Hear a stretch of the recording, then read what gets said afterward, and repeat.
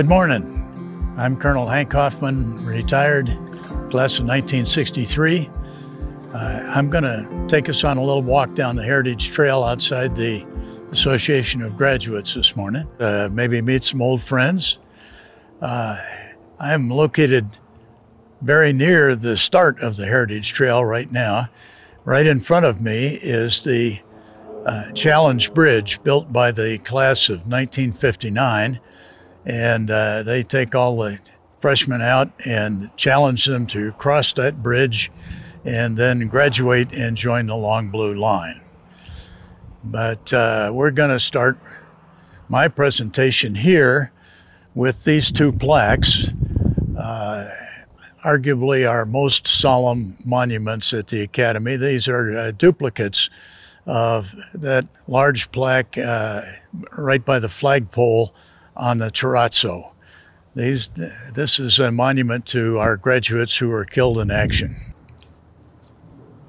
The first 151 names on these two plaques, down to about here,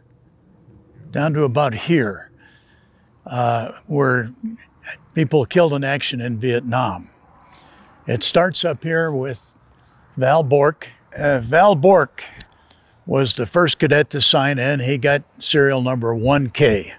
Right behind him, two guys later, was the son of the Medal of Honor winner, Gregory Boyington Jr., and he had serial number 3K.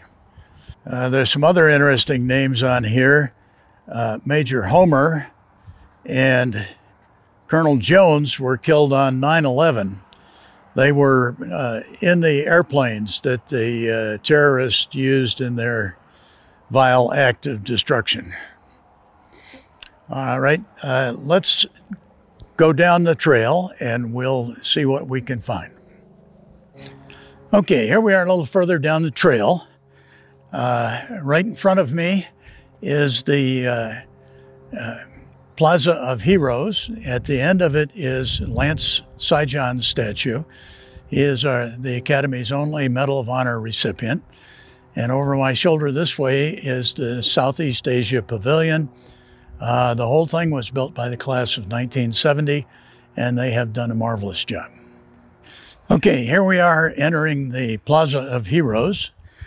And this is an interesting display because I tell all the doolies they can look at their instructors' medals and tell if they've been to war or not. This is your Fundamental Air Warriors Medal. 3,200 of these were awarded to Academy grads in Vietnam. Basically, you had to have 10 combat missions to get one if you were flying in North Vietnam, or 20 if you were flying in South Vietnam. I've got 377 missions, so I've got 19 of these. The next medal that you can earn in combat is Purple Heart, of course. I am pleased to say I don't have any of those. In fact, in 377 missions, they never laid a glove on me, and I'm delighted to report that too. If we go down here, this Bronze Star with V is what you got if you were in the combat zone but you weren't flying. You would get this medal. I think it says 55 Academy grads did it. Back in my day, and in Lance Saigon's day, everybody had to be pilot qualified to go to the Academy. And so most of them were pilots when they graduated and went to war. This Distinguished Flying Cross, this is as far as I go. I've got 2 of these. I had 4 combat tours, 3 in the B-52, so I got 1 in the B-52 and 1 in the A-37. I had 205 missions in the A-37, and my 2 missions are what 1/1000th of what the Academy guys got in Vietnam. This says 2,100 of these were awarded to Academy grads. And this is where my heroism stops, and we're going to get into the real heroes with their names on the wall. If you got a silver star, you got your name in here. There's a friend of mine, Frank Burke, was a test pilot with me. He's got 2 of them. If I look over here, we'll see Bob Lodge has 5 of them. Bob Lodge is still undergoing paperwork to try and see if they can't get him a Medal of Honor. Down here is Lee Gorley. Lee Gorley was in 21st Squadron with Lance Saigon and I. He's got one, and he was also killed in action. If I go over here, I find Lucky Ekman with 2 of them. Lucky Ekman and I sat at the same pilot training table, and he's got 286 missions north in an F-105, which is more than certainly any Academy grad ever got. Here's Ron Fogelman, the Academy's first Chief of Staff. A lot of old friends in here.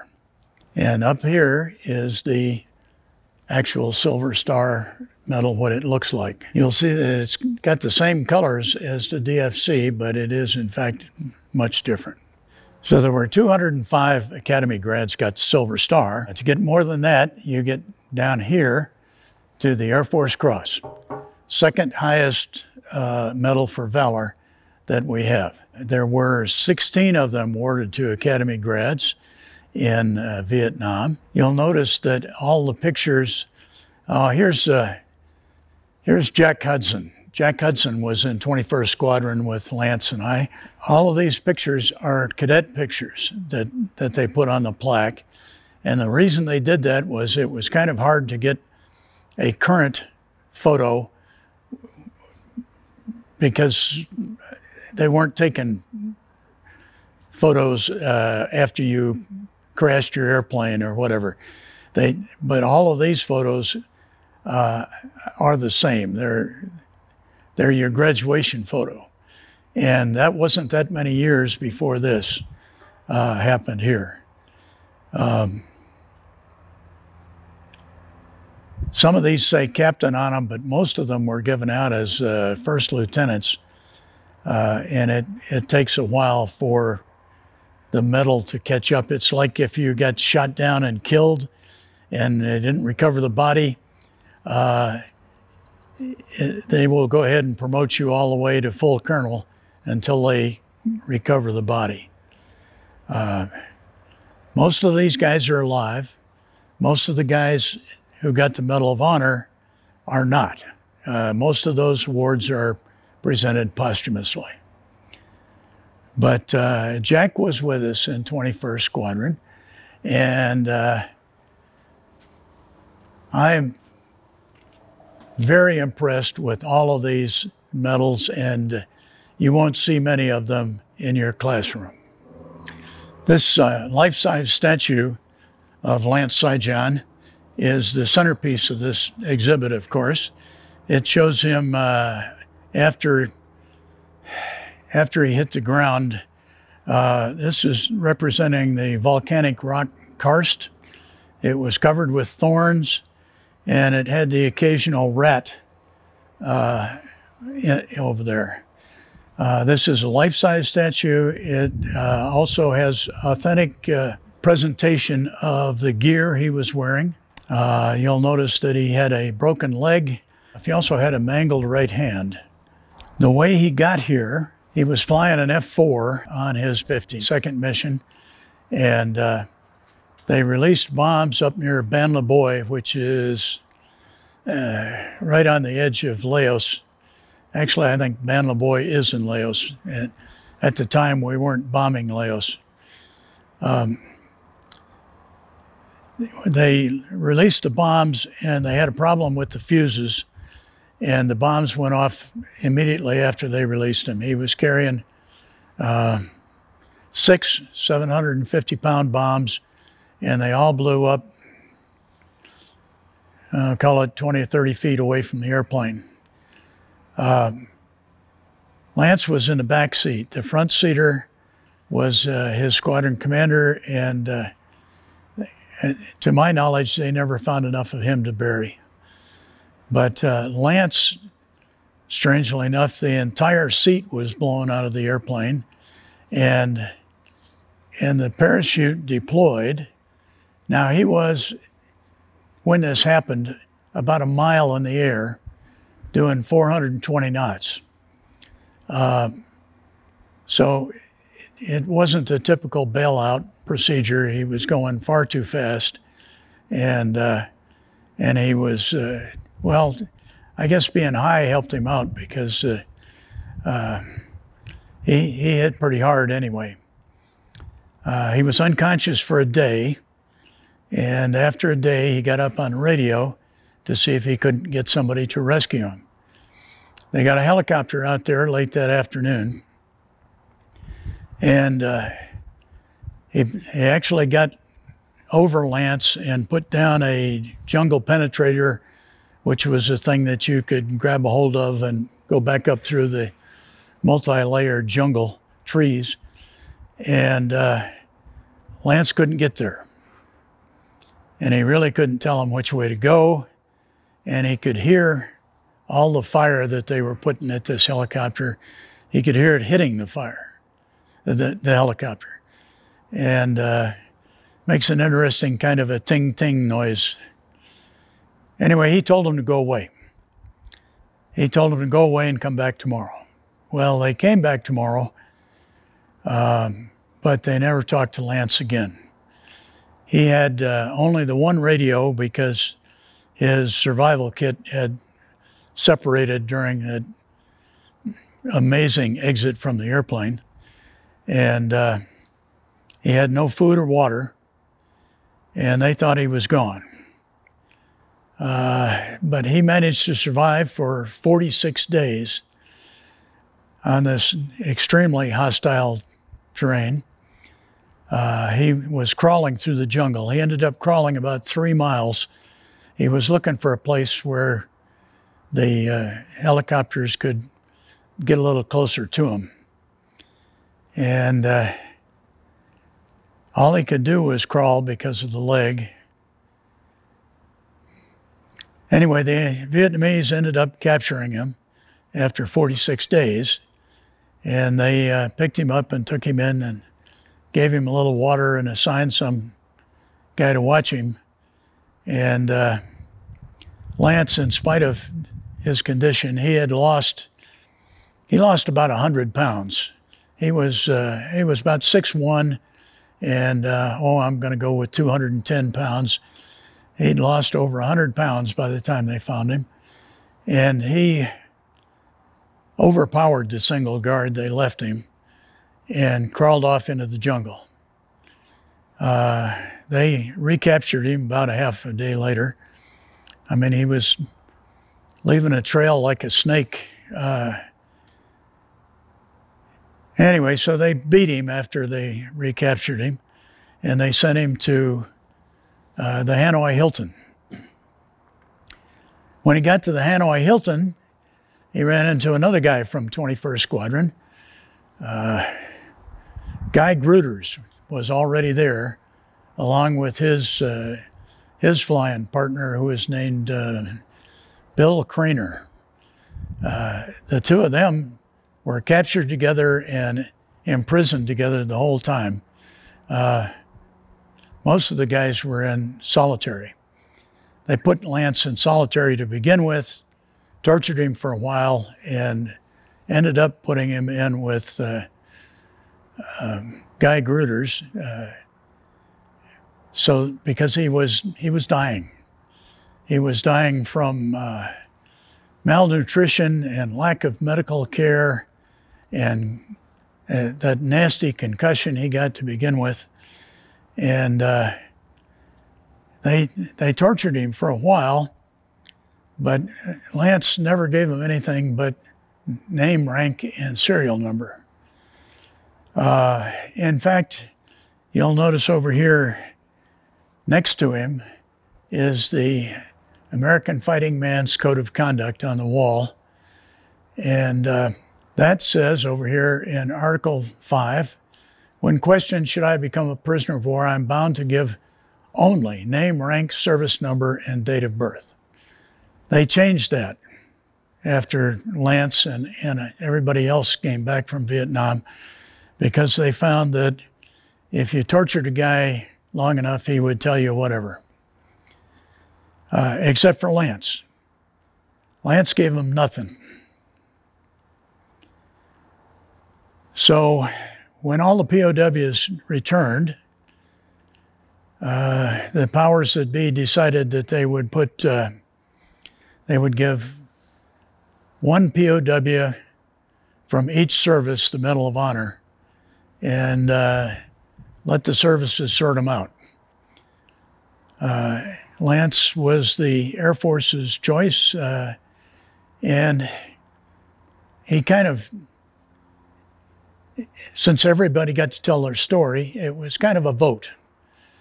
The Bob Craner, who was in the cell with Lance and Guy Gruters, is the guy who actually wrote up the recommendation for Medal of Honor.